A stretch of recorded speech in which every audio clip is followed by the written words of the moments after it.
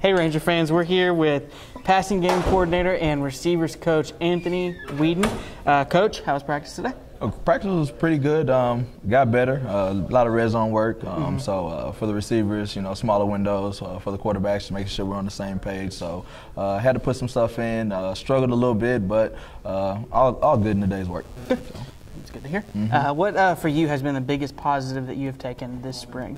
Competing, competition. I think it's the number one thing to breed good football on both sides of the ball. And pretty much for the first time since I've been here, we've had competition going back and forth day in and day out. So the guys are taking on the personalities of the coaches because we're some competitive people. And so they're going out there competing every day. And I think I like to say iron sharpens iron. So we take that saying seriously, and we're implementing on the field, and we're getting better every day. So just competing. Good.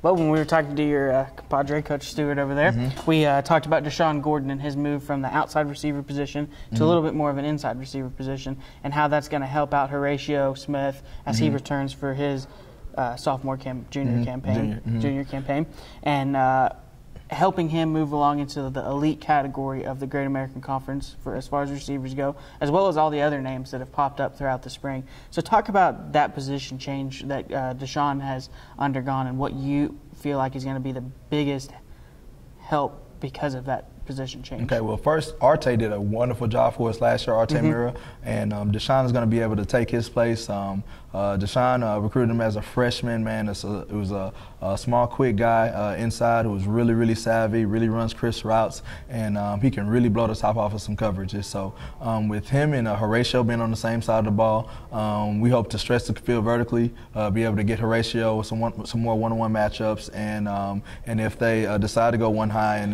let Deshaun kind of run vertical, then we can make teams play over the top. So I think it's going to be a great move for the receiving core itself.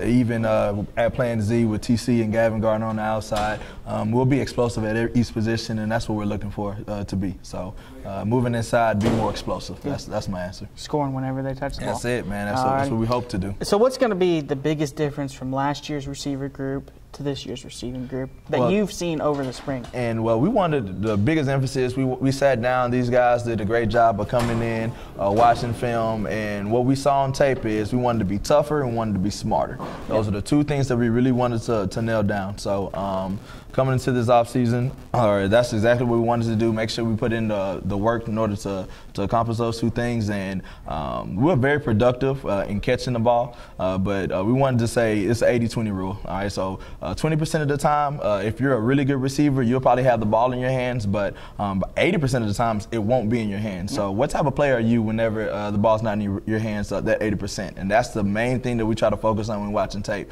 Not only being productive when the ball's in your hands, but when the ball's not in your hands, what are you doing to make the block to spring the touchdown, running the route to make sure the quarterback's reads are way more clear. Those are the things that we're trying to work on and that we're trying to improve on and take the process every day. So the little things matter. Little things that always matter. Well, Coach, appreciated talking to you. We're looking forward to the spring game this Saturday. What are you looking forward to most about the going out there, competing, like I said, at once and making plays. So that's what we're looking for. And so gritty when the ball's not in your hands. So that's it. That's about it. Good. Well, Ranger fans, come out and catch the explosive group of receivers that the Rangers are going to offer this fall in the spring game, Saturday, April 22nd at 7 p.m.